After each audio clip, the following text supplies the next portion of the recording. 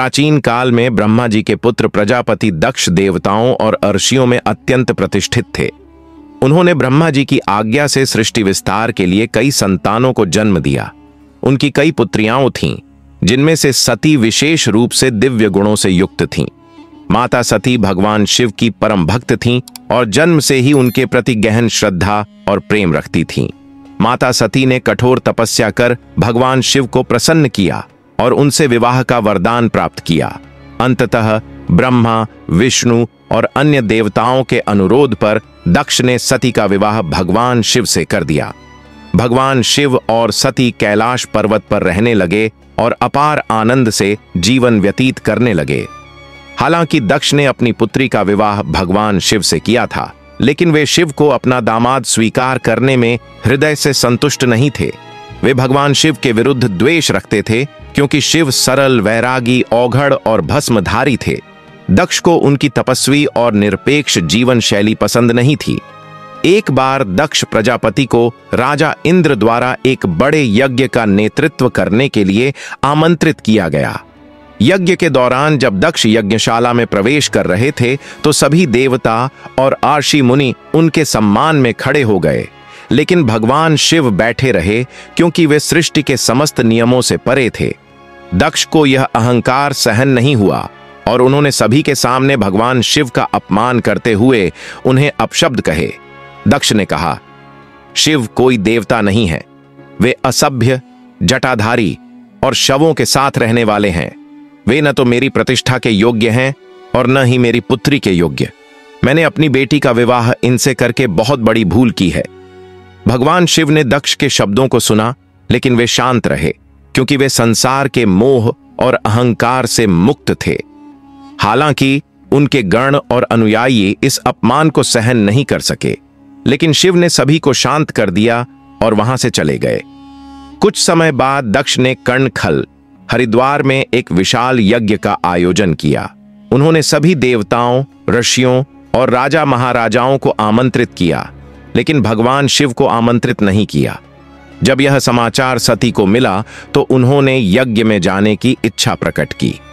भगवान शिव ने सती को समझाया, यदि किसी आयोजन में प्रेम और सम्मान से आमंत्रित न किया जाए तो वहां जाना उचित नहीं होता। लेकिन सती ने कहा कि वे अपने पिता के घर किसी भी पुत्री की तरह सहज रूप से जा सकती हैं।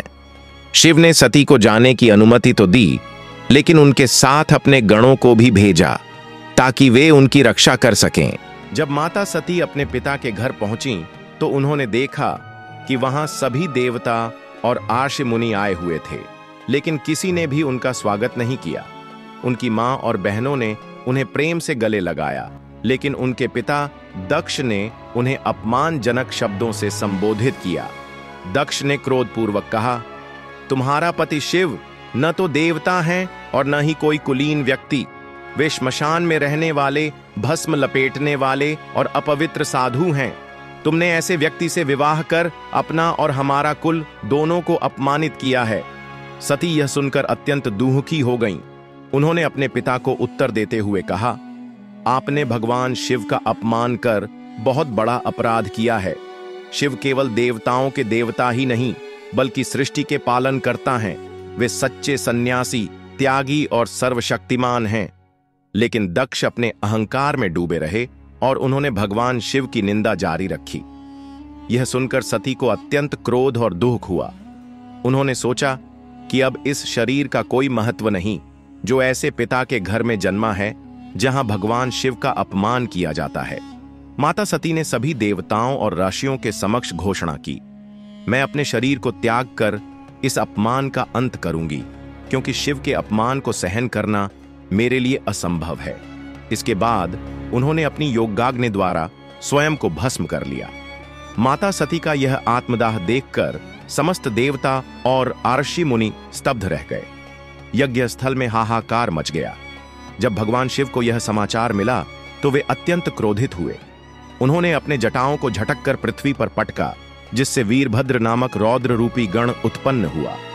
भगवान शिव ने वीरभद्र को आदेश दिया कि वह दक्ष के यज्ञ को नष्ट कर दे। वीरभद्र ने अपने गणों के साथ यज्ञ स्थल पर पहुंचकर समस्त देवताओं और यज्ञ को तहस नहस कर दिया। उन्होंने दक्ष का सिर काट दिया। यज्ञ पूर्णतः नष्ट हो गया। बाद में भगवान शिव स्वयं वहां आए। सभी देवताओं और आर्षियों ने उनसे प्रार्थना की कि वे दक्ष को जीवन दान दें। शिव ने अपने करुणामय स्वरूप में दक्ष को माफ किया और उसे एक बकरे का सिर प्रदान कर पुनर्जीवित किया।